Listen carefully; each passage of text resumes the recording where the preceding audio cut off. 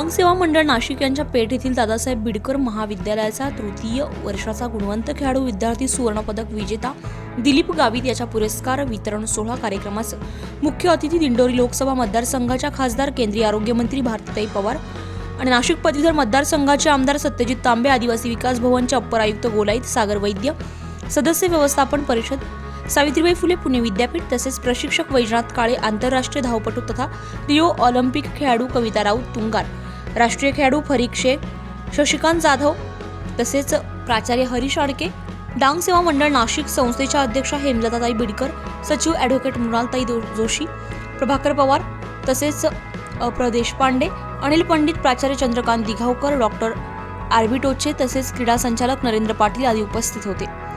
यावेळी सर्व मान्यवरांचा परिचय क्रीडा संचालक डॉक्टर नरेंद्र पाटील यांनी करून दिलाय। मुख्य अतिथी केंद्रीय आरोग्य राज्यमंत्री भारतीताई पवार, आमदार सत्यजित तांबे, अप्पर आयुक्त संदीप गोलाईत यांचा सत्कार संस्थेच्या अध्यक्षा श्रीमती हेमलताताई बिडकर यांच्या हस्ते शाल, श्रीफळ आणि पुष्पगुच्छ देऊन करण्यात आलाय। तसेच इतर मान्यवरांचा सत्कार सचिव ॲडव्होकेट मृणालताई जोशी यांच्या हस्ते करण्यात आलाय। तसेच दिलीप गावित यांची सुरगाणा तोरण डोंगरीपासून ते चीनपर्यंतच्या खेळातील स्पर्धेतील आंतर महाविद्यालयापासून विभागीय, राज्यस्तर, विद्यापीठ, राष्ट्रीय स्तर, एशियन पेरा गेम्स पर्यंतचे क्षणचित्रे पीपीटीद्वारे मोठ्या पडद्यावर दाखवण्यात आले। यावेळी संस्थेच्या अध्यक्षा श्रीमती हेमलताताई बिडकर यांनी आपल्या मनोगतात दादासाहेबांनी केलेल्या अत्यंत कठीण परिस्थितीत आदिवासींच्या शिक्षणासाठी आणि सामाजिक विकासाच्या दृष्ट्या केलेले अगाध कार्य संक्षिप्त रूपात सांगितले। संस्थेमार्फत विविध शाखेत राबवण्यात येणारे उपक्रम याबाबतीत सखोल माहिती दिली आहे। संस्थेच्या विविध शाखेमार्फत लसीकरण, मास्क, स्वच्छता, आरोग्य, सहज सुलभ कौशल्याचा आणि तंत्रज्ञानाचा उपयोग समाजासाठी आणि समाजाचा उपयोग देशासाठी या कामी विद्यार्थ्यांमध्ये नैतिक मूल्ये या क्षमतांच्या विकासाबाबतीत संस्थेचे कार्य नमूद केले। तसेच आदिवासी विकास भवनचे अप्पर आयुक्त गोलाईत यांनी आपल्या मनोगतात सांगितले की आदिवासी विकास भवन नेहमीच आदिवासी विद्यार्थ्यांचे कौशल्य वाढ आणि विकासाच्या दृष्टीने नाविन्यपूर्ण कल्पना राबवण्याचा सातत्याने प्रयत्न करत असते। शैक्षणिक, कला, क्रीडा, विज्ञान तसेच संगीत आदी सर्वच उपक्रमाला प्राधान्य देत असते। यात प्रावीण्य आणि उल्लेखनीय यश संपादन करणाऱ्या विद्यार्थ्यास आणि त्याला मार्गदर्शन तथा प्रशिक्षण देणाऱ्या व्यक्तीसाठी देखील विशेष अशी तरतूद करत असते। यापुढे निश्चितच प्रावीण्य आणि उल्लेखनीय यश संपादन करण्यापूर्वी अजून काय चांगले करता येईल याचा निश्चितच विचार करून जास्तीत जास्त विद्यार्थी यात कसे मोठ्या प्रमाणावर यश संपादन करतील याबाबत आमचा विचार राहील असं त्यांनी यावेळी सांगितले।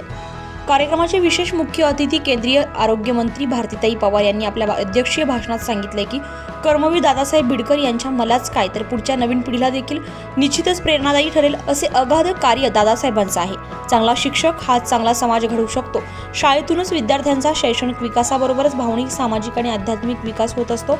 हे बीज शाळेतच रोवले गेले पाहिजे। विद्यार्थ्यांमध्ये ज्ञान, क्षमता आणि कौशल्य या तीन गोष्टी मुळातच असतात। विद्यार्थ्यांमधील सुप्त गुण, कौशल्य कमी अधिक स्वरूपात असतात। ते ओळखूनच ज्या विद्यार्थ्यांमध्ये जी गोष्ट जास्त प्रमाणात दिसेल तथा त्याला त्याची आवड लक्षात घेऊनच दिशा दिली गेली पाहिजे अथवा मार्गदर्शन केलं पाहिजे। देशाला सन्मान मिळवून देणाऱ्या प्रत्येक घटकाच्या निश्चितच मी पाठीशी खंबीरपणे साथ देईल। तसेच देशाचा मान सन्मान वाढीसाठी जे काम दादासाहेब बिडकर विद्यालयाचा गुणवंत खेळाडू विद्यार्थी सुवर्णपदक विजेता दिलीप गावित यांनी केलाय त्यांचा मलाच काय पण सर्वांनाच त्यांचा प्रचंड अभिमान आहे असं मत यावेळी भारतीताई पवार यांनी व्यक्त केलंय। कार्यक्रमाचे प्रमुख अतिथी माजी आमदार सत्यजित तांबे यांनी देखील यावेळी अधिक माहिती दिली आहे। तसेच प्रशिक्षक वैजनाथ काळे यांनी देखील आपले अनुभव तसेच दिलीपचे कौशल्य याबाबत अनुभव सांगितले आहे। दिंडोरी लोकसभा मतदारसंघाच्या खासदार केंद्रीय आरोग्यमंत्री भारतीताई पवार यांच्या हस्ते दिलीप गावित यास विजय दत्तक विद्यार्थी क्रीडा स्कॉलरशिप विशेष पुरस्काराने सन्मानित करण्यात आले। यामध्ये विजय दत्तक विद्यार्थी क्रीडा स्कॉलरशिप ₹51,000 रोख स्वरूपात रक्कम, सन्मानचिन्ह आणि मानपत्र, शाल, पुष्पगुच्छ तसेच प्रशिक्षक वैजनाथ काळे यांना ₹21,000 रोख स्वरूपात रक्कम, सन्मानचिन्ह आणि मानपत्र, शाल, पुष्पगुच्छ देऊन गौरवण्यात आले।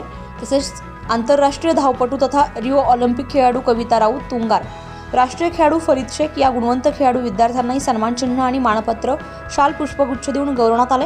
यावेळी स्टेट बँक ऑफ इंडियाच्या विभागीय व्यवस्थापक श्रुती यादव, बेंजन देसाई फाउंडेशनचे डॉक्टर अश्विन भारद्वाज, मुक्तेश्वर बुनशेट्टीवार, वसंतराव खैरनार, दादासाहेब बिडकर महाविद्यालयाचे प्राचार्य डॉक्टर आरबी टोचे, अपर देशपांडे आदी उपस्थित होते।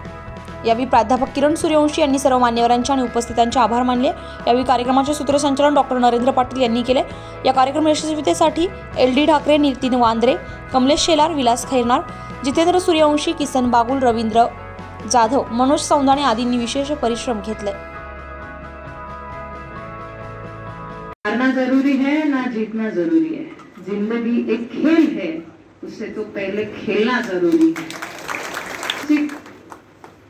कथा त्याने सांगितली त्यालाही वाटलं नव्हतं की एक दिवस माझ्यासाठी असा पण येईल की मी माझ्या देशाचं प्रतिनिधित्व करेन. आणि दिलीप तिथे उभा असल्यावर तुला माहिती आहे तिथे आपलं नाव गाव काही नसतं, तिथे आपला तिरंगा आपली आयडेंटिटी असते आणि हा भारताचा आहे, इंडियाचा आहे असं म्हणून आपल्याला तिथे त्या प्लॅटफॉर्मवर सन्मानित केलं जातं. ते नाव आपलं असतं, तिथे नाव कोणाचंच नाही. तो मान सन्मान जो असतो तो भारताचा असतो आणि तो झेंडा जेव्हा उंचावतो तेव्हा मला वाटतं खऱ्या अर्थाने आपल्या सगळ्यांच्या डोळ्यात पण पाणी येतं आणि ह्या दिवसाची वाट आपण सगळे बघत असतो. तो गौरवाचा क्षण आपल्याला दिलाय तो दिलीपने. मला वाटतं त्याची कथा ऐकल्यावर, त्याची व्यथा ऐकल्यावर आमच्यासारख्यालाही वाटेल की आता काय करणार आयुष्यात. ती एक फेज येते, ती एक डिप्रेशनची फेज येते की आता आयुष्यात काय करणार, काय करू शकत नाही. पण दिलीपने तेच मी म्हटली की हारना जरुरी आहे ना जीतना जरुरी आहे. जिंदगी एक खेळ, हे खेळणं जरुरी आहे आणि या माध्यमातून त्याने ही पुढे त्याचं काम चालू ठेवलं.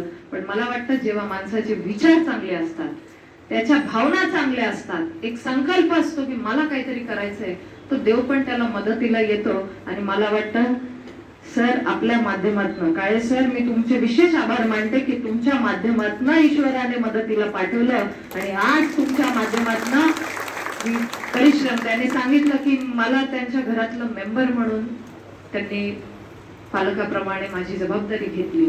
खूप मोठी गोष्ट आहे. या पदापर्यंत किंवा या परिस्थितीमध्ये मात करून पुढे जाण्यासाठी खूप खूप असंख्य लोकांची मदत होत असते. परंतु जी व्यक्ती पुढे येते पहिल्यांदा आपल्याला पाठबळ देते आणि तू करू शकशील. जसं दिलीपने सांगितलं की सरांनी सांगितलं रे तू करू शकशील, तुझ्या मनातली भीती घालवली आणि तू काही नाही, कुठलाही विचार करू नको, तुला पुढे जायचंय. एक ध्येय त्यांनी दिलं आणि मला वाटतं हे ध्येय देण्याचीच गरज आजच्या युवा पिढीला आहे. त्याच्यामुळे काळे सर तुम्ही याच्यावर फक्त सीमित न राहता तुम्ही ही सक्सेस स्टोरी युवांना सांगण्यासाठी पुढे यावं ही सुद्धा मी तुम्हाला विनंती करते. आणि एक अतिशय महत्वाचा मुद्दा त्यांनी सहजरित्या मांडला तो म्हणजे की माझ्यातलं अपंगत्व विसरण्याचं काम सरांनी केलं. आणि मला असं वाटतं की अत्यंत महत्वाचं असं गुरुचं जर काय काम असेल तर ते त्याच्या चेल्याचं, शिष्याचं जो निगेटिव्ह पॉइंट आहे त्याला सोडून त्याच्या पॉझिटिव्हवर काम करणं हे फार मोठं काम मला असं वाटतं की काळे सर तुम्ही केलंय. त्याबद्दल तुमचं विशेष अभिनंदन केलं पाहिजे. न्यूनगंड काढून टाकणं आपल्या मनातला, कारण आपल्या अपयशाला पहिलं आडवं आपलं न्यूनगंड येत असतं आणि ती भूमिका इथं काळे सरांनी दाखवली. त्याबद्दल त्यांचं आभार व्यक्त करतो. भारतीताई इथं आलेल्या आहेत आणि भारतीताईंसमोर खरं तर काळे सरांचंही भाषण झालं. दान सेवा मंडळाचे एक विद्यार्थी आज जगाच्या पाठीवर भारताचं नाव करतो. मला असं वाटतं ही फार मोठं यश. खऱ्या अर्थाने ज्या उद्देशाने या संस्थेची स्थापना झाली, ज्यावेळेस मी या शाळांमध्ये जातो संस्थेच्या, माझ्या मनात विचार येतो का 1947, 48, 50 साली अशा ठिकाणी शाळा उभ्या केल्या की जेव्हा तिथं गाडीतच थोडा पायी जाणं सुद्धा शक्य नव्हतं. तो जो उद्देश त्या काळामध्ये ही संस्था उभं करण्याचा होता तो उद्देश आज साध्य झाल्यासारखं वाटतंय की असे मुलं दिलीप सारखे हे जगामध्ये भारताचं नाव करतायत. त्यांना प्रोत्साहन देण्याची खऱ्या अर्थाने फार मोठी गरज असते. त्याचाच एक भाग म्हणून आज आपण हा मोठा सत्कार केंद्रीय मंत्र्यांच्या हस्ते करून खऱ्या अर्थाने आपण त्याचा यथोच्च गुणगौरव केलेला आहे. खरंच संस्थेच्या दृष्टीने आज सोनियाचं दिन आहे असं मी म्हणेन. कर्मवीर दादासाहेब बिडकर यांनी स्वातंत्र्यपूर्व काळात 1937 मध्ये दान सेवा मंडळ या शिक्षण संस्थेची स्थापना केली. पारतंत्र्याचा काळ डोंगरात राहणारा आदिवासी समाज सामाजिक प्रवाहाच्या बाहेर होता. त्यांना शैक्षणिक व सामाजिक प्रवाहात आणण्याचं मोठं योगदान दादासाहेबांनी दिले. डोंगरदऱ्यात कुडाच्या भिंतीत शिक्षणाचा यज्ञ सुरू केला. दादांच्या अथक प्रयत्नातून व संस्थेचे माजी सचिव स्वर्गीय डॉक्टर विजय बिडकर यांच्या आधुनिक दृष्टिकोनातून आज आदिवासी भागात अनेक शाखा उभ्या राहिल्यात. या संस्थेच्या माध्यमातून अनेक चांगले लोकप्रतिनिधी व वर्ग 1 चे प्रशासकीय अधिकारी यांची जडणघडण झाली आणि आज जागतिक स्तरावर देशाचं, राज्याचं, जिल्ह्याचं व डांग सेवा मंडळाचं नाव उज्ज्वल करण्याचं भाग्य ज्या विशेष व्यक्तीच्या माध्यमातून लाभलं, अशा डांग सेवा मंडळ संस्थेच्या पेठ येथील दादासाहेब बिडकर महाविद्यालयाचा दिव्यांग खेळाडू दिलीप गावित याने चीन येथे झालेल्या 4थ्या एशियन पॅरा गेम्स स्पर्धेत 400 मीटर धावणे क्रीडा प्रकारात सुवर्ण पदक प्राप्त केले.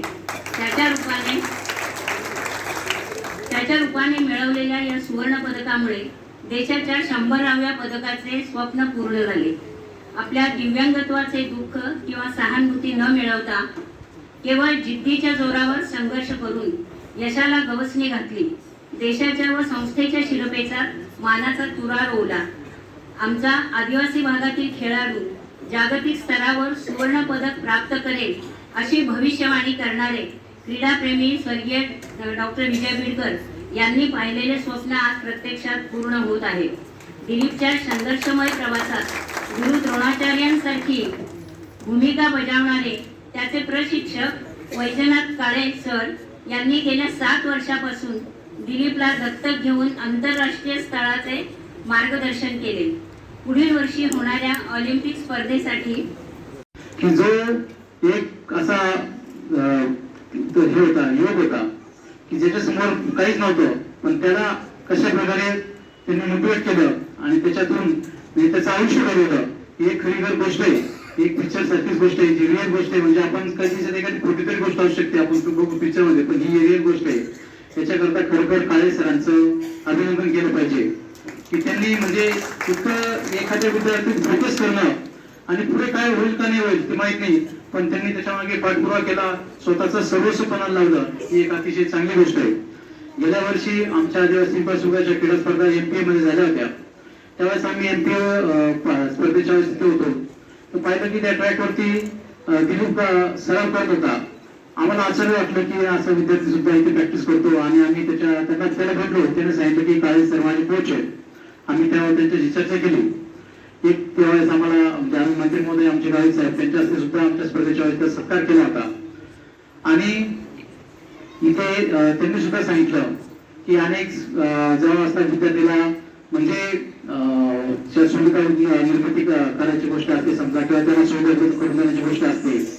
आमच्या विभागाकडून त्यांना सुद्धा मदत देण्याचा प्रस्ताव येते. आमच्या विभागाची एक स्कीम होती मिशन सोबत, त्याच्या अंतर्गत आम्ही प्रपोजल पाठवलं पण होतं, पण ते क्रीडा विभागाचा अभिप्राय घ्यायला सांगितलं म्हणून ते राहून गेलं.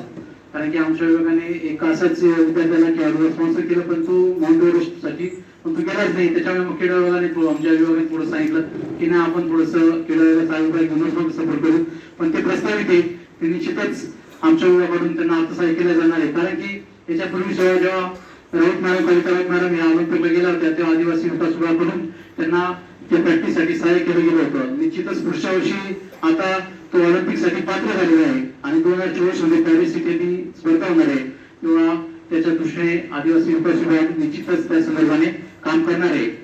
आणि एक आता इथे आमदार साहेबांनी सांगितलं की अनेक आपले कोच आहेत काळे साहेब, त्यांनी सुद्धा सांगितले की स्पोर्ट्स पॉलिसी किंवा स्पोर्ट्स पॉलिसीच्या बाबत कशा पद्धतीने बघितलं गेलं पाहिजे. आमच्या आदिवासी विकास विभागाने आदिवासी विद्यार्थ्यांना जे पोटेन्शियल आहे, जे पाठकपणा आहे, ते म्हणूनच की एक स्पोर्ट्स पॉलिसी आपल्या विभागाची सुद्धा असायला पाहिजे. त्या दृष्टीने स्पोर्ट्स पॉलिसी तयार केलेली आहे आणि ती आता मंत्रालयात सुद्धा सर्व आम्ही म्हणजे क्रीडा विभागाच्या सहकार्याने तयार केलेली ती मंत्रालयात पाठवलेली आहे. त्याच्यावर सुद्धा येत्या 2-3 महिन्यामध्ये त्याच्यावरती कदाचित एक चांगल्या प्रकारे डॉक्युमेंटेशन पॉलिसी पुढच्या वर्षापासून इम्प्लिमेंटेशन होऊ शकते. आम्ही आमच्या आश्रमशाळेत ज्या स्पर्धा होत्या तेव्हा सुरुवातीला कविता राऊत मॅडम, किसन तळवी यांचं नाव सांगायचो. आता परवाच्या दिवशीच मी एका ठिकाणी गेलो होतो यावरला, तिथे एक पुन्हा नवीन आमच्याकडे दिलीप गावित त्याचं सुद्धा नाव आता मी आमच्या याच्यावर घेतलेलं. त्यांना सर मला त्यांच्या घरी घेऊन आला, त्यांच्या लहान मुलांसारखं मला जपत होते. काही जर अडचण आली तर ते मला स्वतः आणून द्यायचं, कशाची त्यांनी कमी पडू दिली नाही. सर आणि मॅडम मला खूप लाड करतात. चुकलं असेल तर सर मला रागवतात, त्यांच्या रागामध्ये पण प्रेम असतं. जर आज इथे नसतो तर कुठेतरी कोणी मला अपंग असताना काम दिलं असतं का? जर दिलं असतं तर मी नशेच्या आहार जाऊन कुठेतरी मोलमजुरी केली असती. तर माझं नशीब की देवरूपी सर आणि मॅडम मला भेटले, त्यांनी मला घडवलं. सर्वसामान्य मुलासोबत सरांनी माझी ट्रेनिंग घेतली. पहिले तर माझ्या मनातून अपंग असल्याची भीती काढली आणि सर्वसामान्य मुलांसोबत स्पर्धा केली आणि तिथे मी मेडल जिंकलो. जर मी करू शकतो तर तुम्ही पण करू शकता. स्वप्न आहे की आपल्या देशाचं नाव आणि आपल्या देशाचं तिरंगा जगामध्ये मोठं करण्यासाठी सरांना ऑलिम्पिकमध्ये गोल्ड मेडल मिळवून द्यायचे आणि ते मला पूर्ण करायचे. थँक्यू. महाराष्ट्र समाचारसाठी गुलाब मणियार, नाशिक.